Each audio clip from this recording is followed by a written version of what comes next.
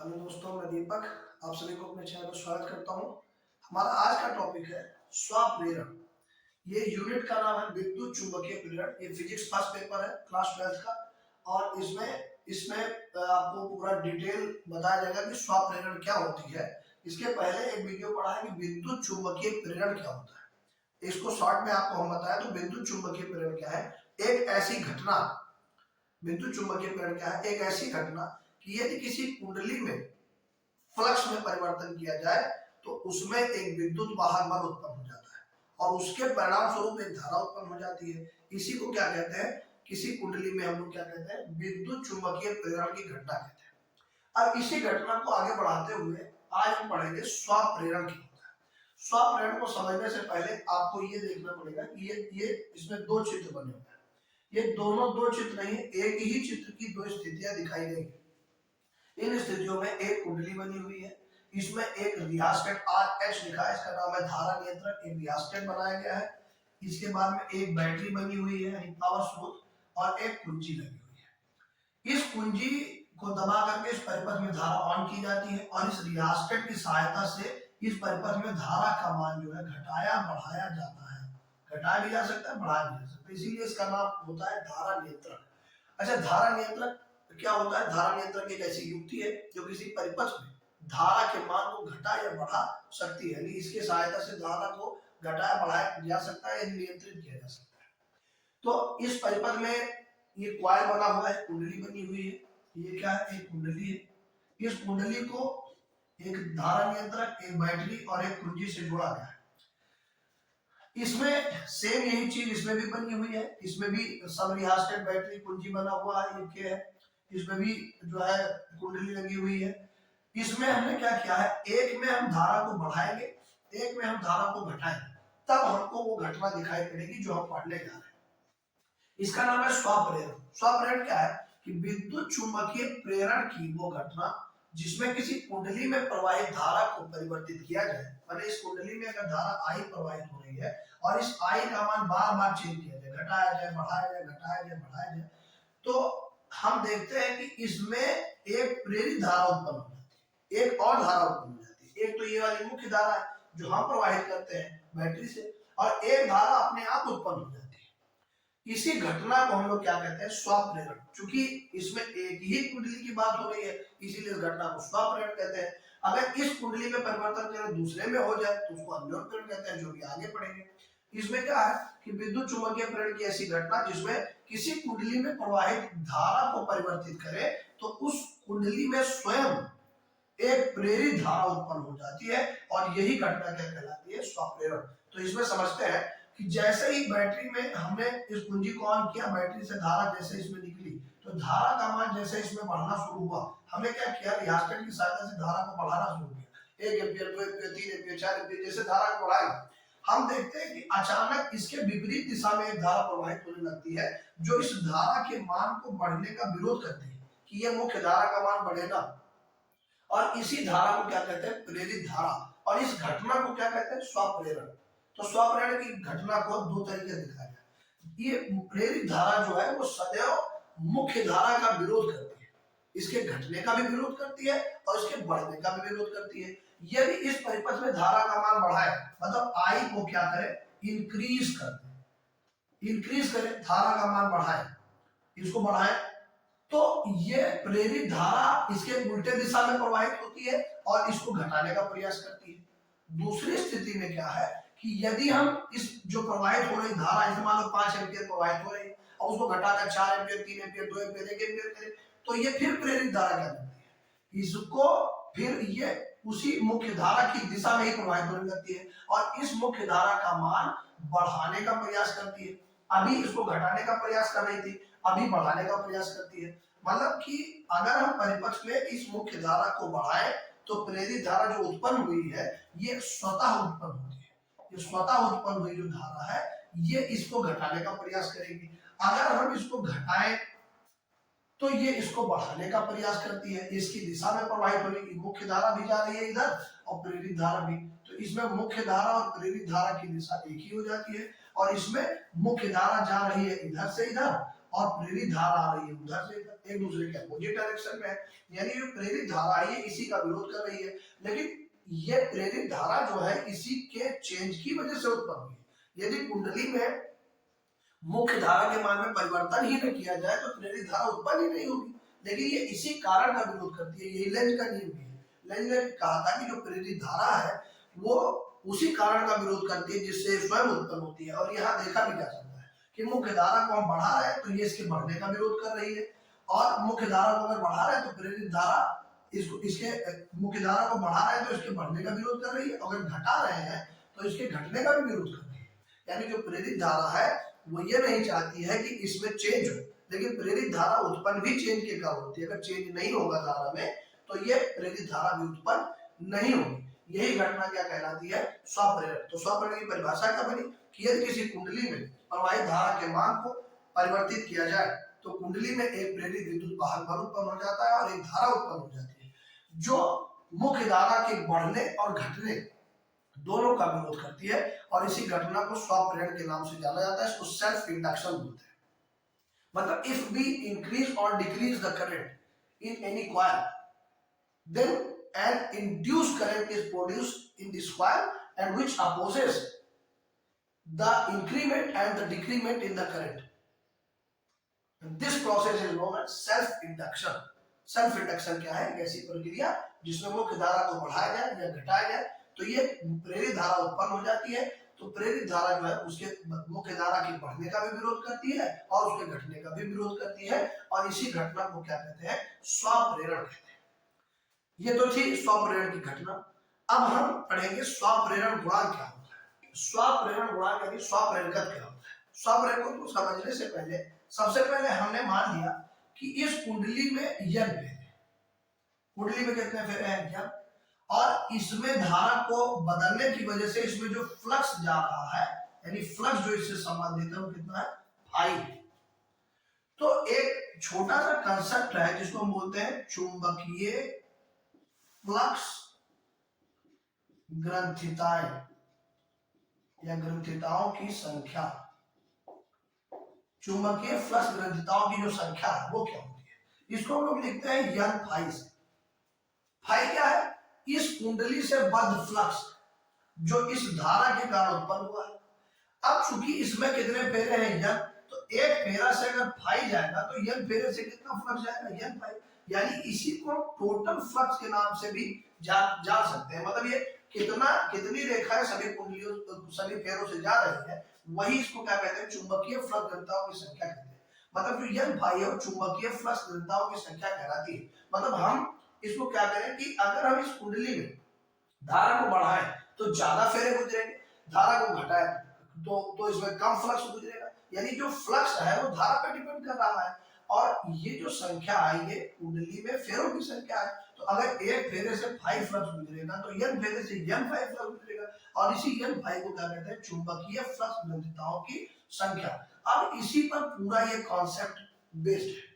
अब क्या है ये कॉन्सेप्ट कि मुख्य धारा है आई और ये यन 5, तो ये किसी कुंडली का जो यन 5 है चुंबकीय फ्लक्स ग्रंथिताओं की संख्या है, किसी कुंडली की चुंबकीय फ्लक्स ग्रंथिताओं की जो संख्या है वो उसमें प्रवाहित होने वाली धारा के अंतरानुपाती होती है। तो ऐसे लिखेंगे कि हम जानते हैं कि किसी या ऐसे लिख दिया जाए कि माना यह है स्वप्रेरण गुणांक। क्या? स्वप्रेरण। इसमें हमने लिखा कि माना कुंडली में कैपिटल यन फेरे हैं तथा इसमें स्मॉल आई धारा प्रवाहित हो रही है। कुंडली से होकर गुजरने वाला फ्लक्स, कुंडली से होकर गुजरने वाला फ्लक्स, इसका डेरिवेशन फाई है। कुंडली से होकर गुजरने वाला फ्लक्स क्या है? फाई। तो अतः चुंबकीय फ्लक्स ग्रंथिताओं की संख्या, चुंबकीय फ्लक्स ग्रंथिताओं की संख्या ग्रंथिताओं की संख्या n इंटू 5 होगी, n इंटू 5 होगी। अब इसका कॉन्सेप्ट क्या है कि जो चुंबकीय फ्लक्स ग्रंथिताओं की संख्या है वो धारा पर डिपेंड करती है। मतलब कि जो अर्थ ऐसे लिखेंगे कि अतः, या ऐसे लिखेंगे अर्थात ये जो चुंबकीय फ्लक्स ग्रंथिताओं की संख्या है, ग्रंथिताओं की जो संख्या है वो कुंडली में प्रवाहित धारा के क्या होती है, अनुक्रमानुपाती होती है। ये नियम होता है। स्वप्रेरण गुणांक निकालने का एक फार्मूला है कि यदि किसी कुंडली में यह भेदे है और प्रवाहित होने वाली धारा आई है तो उससे होकर गुजरने वाली जो चुंबकीय फ्लक्स रेखाएं हैं या चुंबकीय फ्लक्स ग्रंथिताओं की संख्या वो n फाई होगी। और ये जो n फाई का मान है, वो n फाई का मान वो उसमें प्रवाहित होने वाली धारा की क्या होता है, अनुक्रमानुपाती होता है। अगर हम देखें तो n फाई का जो मान होता है वो I के क्या होता है, अनुक्रमानुपाती होता है। अब अनुक्रमानुपाती का निशान अगर हम हटा दें तो एक कांस्टेंट इंट्रोड्यूस किया जाता है n, और जहां जो n है एक नियतांक है, एक नियतांक है, और इसे ही स्वप्रेरकत्व कहते हैं। स्वप्रेरकत्व कौन है, स्वप्रेरण गुणांक। तो ये इसी को हम क्या कहते हैं, स्वप्रेरकत्व या स्वप्रेरण गुणांक कहते हैं। और इसका मान अगर हम निकालना चाहें तो यह बराबर क्या होता है, n फाई बटे I। तो एक फार्मूला हमको यहां से मिल गया n बराबर n फाई बटे I। एक फार्मूला यहां से मिल गया, हमको समीकरण 1 मान लेंगे, इसको समीकरण 2 मान लेंगे। तो ये 2, तो n बराबर क्या, n फाई बराबर क्या मिल गया, n I। अब इसके आगे हम इसके बारे में और डिटेल जानेंगे कि ये विद्युत वाहक बल से कैसे संबंधित होता है, यानी कि विद्युत वाहक बल और इसका n का स्वप्रेरण गुणांक का क्या संबंध होता है, इसके बारे में चर्चा किया जाएगा। तो हम सबसे पहले क्या देखते हैं कि कुंडली में कितने फेरे हैं, n फेरे हैं, इसमें I धारा प्रवाहित हो रही है, इसमें फ्लक्स I है, तो कुल फ्लक्स ग्रंथिताओं की संख्या n फाई होगी, और ये जो संख्या है वो उसमें प्रवाहित होने वाली धारा के अनुपाती होगी, यानी n फाई का मान I के प्रोपोर्शनल में होगा। और इस कांस्टेंट, इसको हटाते हैं प्रोपोर्शनल का निशान, तो एक बराबर जब लगाते हैं तो ये कांस्टेंट जोड़ देते हैं, हमने जोड़ दिया n, और इसी n को क्या कहते हैं, स्वप्रेरण गुणांक या स्वप्रेरकत्व कहा जाता है। अब इसको आप स्क्रीनशॉट ले सकते हैं, इसके आगे का डेरिवेशन भी।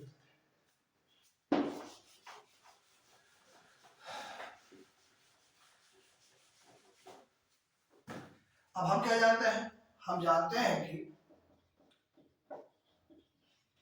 फैराडे के नियम से, फैराडे के नियमानुसार, फैराडे के नियमानुसार, फैराडे के नियम से क्या होगा, E बराबर माइनस n डेल्टा फाई बटे डेल्टा टी, ये फार्मूला होता है। अब हम चाहे तो इसको ऐसे भी लिख सकते हैं, E बराबर माइनस डेल्टा n को अंदर कर दें तो n फाई बटे डेल्टा टी, और हम इसको मान लें समीकरण नंबर 3। और हम जानते हैं समीकरण 1 को और 3 को अगर देखा जाए, समीकरण 1 को और 3 को, तो n फाई के लिए हम क्या भर सकते हैं, n I। तो यहाँ पे हम क्या भर देंगे, समीकरण 1 और 3 से हम क्या जानते हैं कि n फाई बराबर क्या होता है, n I। ये क्या होता है, हमारा समीकरण 1 है, और इसमें हमने फैराडे का नियम लगा दिया। फैराडे का नियम क्या होता है कि किसी कुंडली में जो प्रेरित विद्युत वाहक बल है, प्रेरित विद्युत वाहक बल है, इसका मान उसमें से फ्लक्स परिवर्तन के अनुपाती होगा, और ये नियम है। और यहाँ पे माइनस, और ये n को हमने क्या कर दिया, इसके अंदर कर दिया। अब n फाई का मान यहाँ से l I भर देंगे तो E बराबर क्या हो जाएगा, डेल्टा l I बटे डेल्टा टी। n को बाहर कर देंगे तो E बराबर minus l delta I over delta T. तो ये जो है एक नियम फिर बन गया। यहाँ से अगर l का मान निकाला जाए तो हो जाएगा माइनस E बटे डेल्टा I बटे डेल्टा टी। तो एक फार्मूला ये बन गया। ये भी स्वप्रेरकत्व का फार्मूला है, ये भी क्या है, स्वप्रेरकत्व यानी स्वप्रेरण गुणांक का फार्मूला है। E बराबर माइनस E डेल्टा I बटे डेल्टा टी।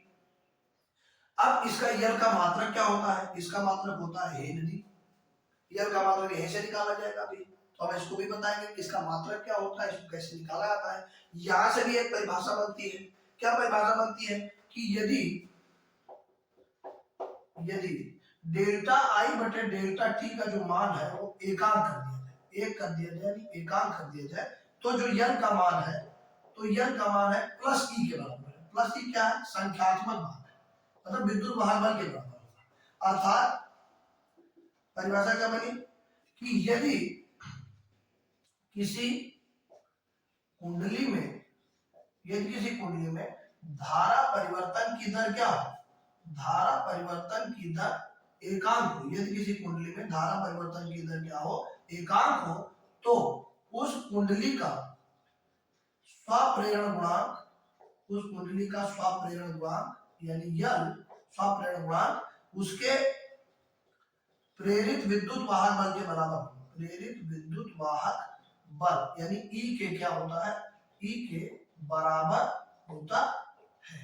यानी कि हम जान गए कि यल का मान किसके बराबर होता है, ई। यदि यहाँ से पता चल रहा है कि यदि इसका मान 1 कर दिया जाए तो यल का मान ई के बराबर हो जाएगा। यहाँ पे माइनस बता रहा है कि यल और ई यानी कि जो धारा परिवर्तन की दिशा है और प्रेरित विद्युत वाहक बल की दिशा है, तो एक दूसरे के विपरीत होती है। यानी परिवर्तन धारा में करेंगे तो उसके विपरीत दिशा में जो है एक प्रेरित धारा उत्पन्न होगी, विद्युत वाहक बल उत्पन्न होगा। तो यहाँ से भी एक जो है परिभाषा बनी, क्या बनी, ये किसी परिपथ में जो धारा परिवर्तन है यानी डी आई ऊपर डी टी है वो क्या हो जाए, एकांक हो जाए, तो इसमें जो विद्युत वाहक बल उत्पन्न होगा वही इसके स्वप्रेरण गुणांक के क्या होगा, बराबर होगा। तो एक फार्मूला ये भी बन गया, एक परिभाषा ये भी बन गई। तो इसको नोट कर लीजिए।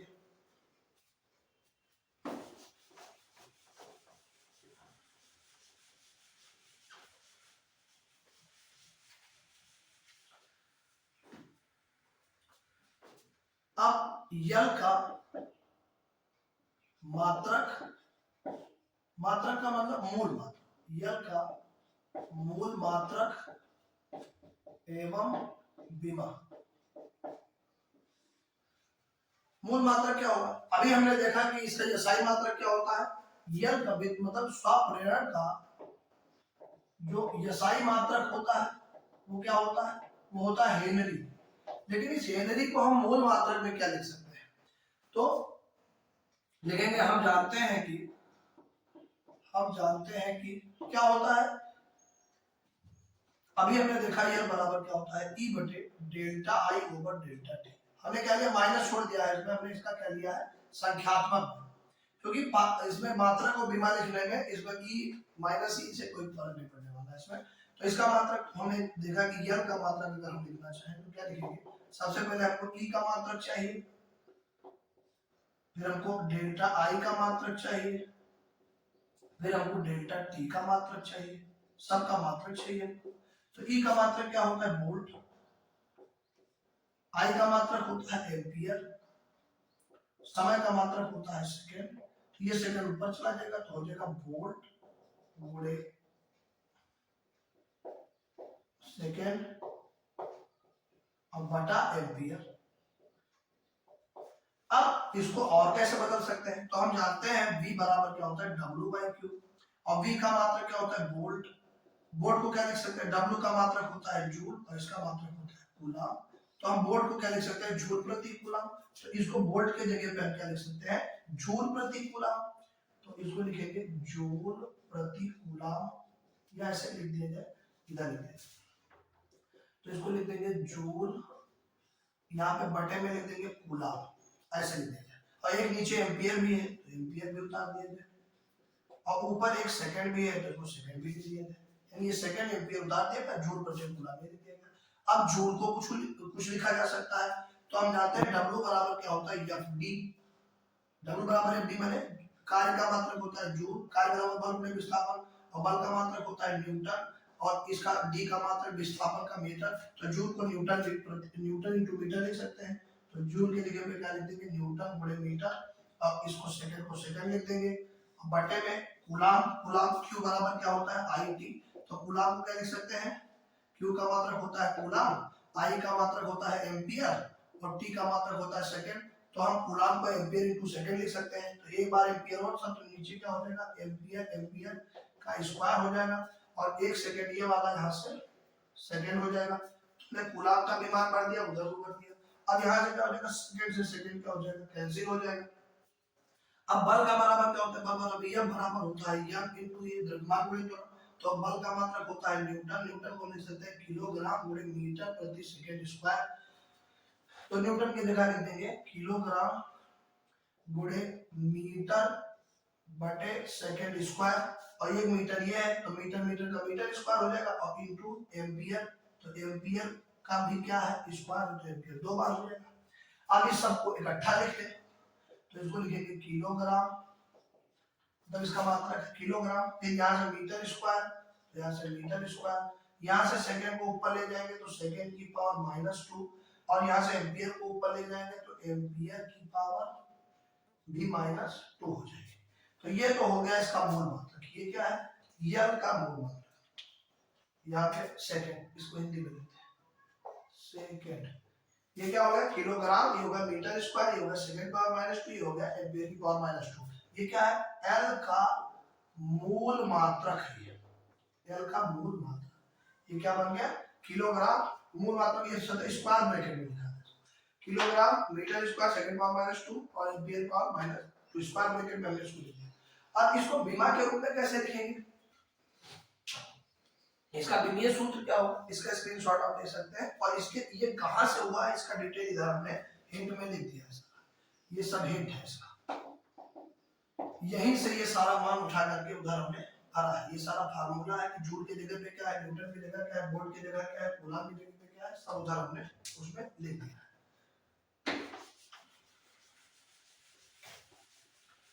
अब इसका विमीय सूत्र क्या होगा? तो यल का विमीय सूत्र, यल माने स्वप्रेरण या स्वप्रेरकत्व। ये स्वप्रेरकत्व का विमीय सूत्र, ये कैसे लिखेंगे विमीय सूत्र? इसको डायमेंशनल फार्मूला बोलते हैं, यानी डायमेंशन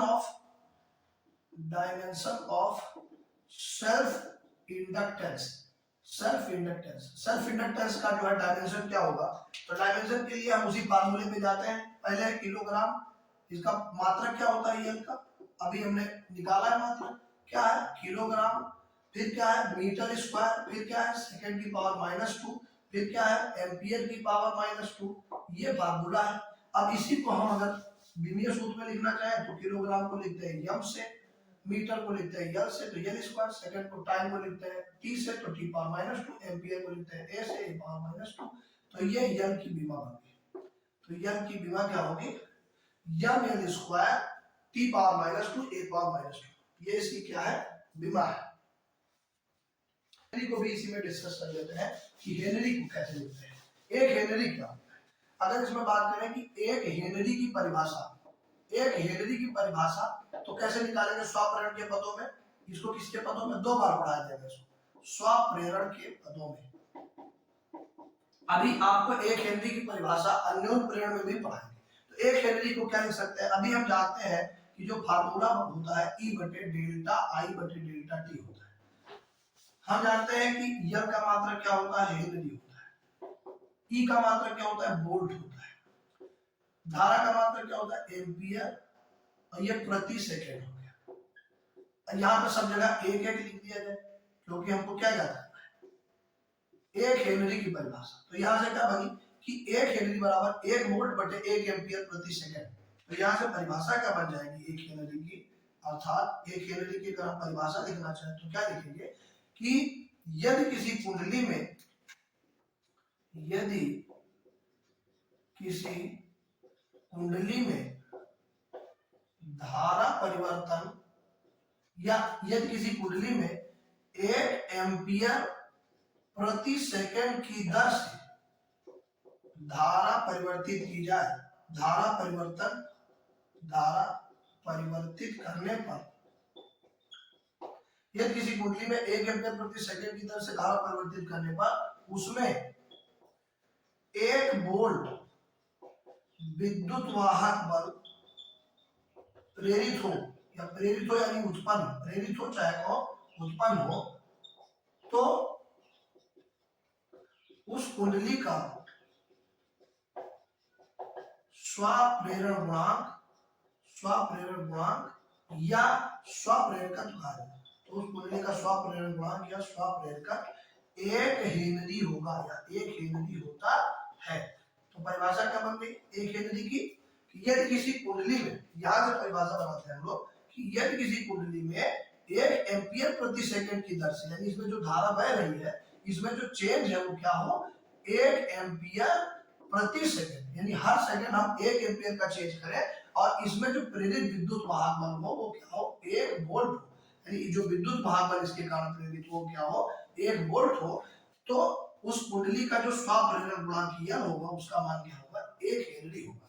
तो ये है 1 हेनरी। हेनरी क्या है, स्वप्रेरण गुणांक का क्या होता है, मात्रक होता है। स्वप्रेरण का स्वप्रेरण गुणांक का मात्रक होता है हेनरी। स्वप्रेरण गुणांक को लिखते किसका, यन से लिखते हैं, इसको बोलते हैं सेल्फ इंडक्टेंस।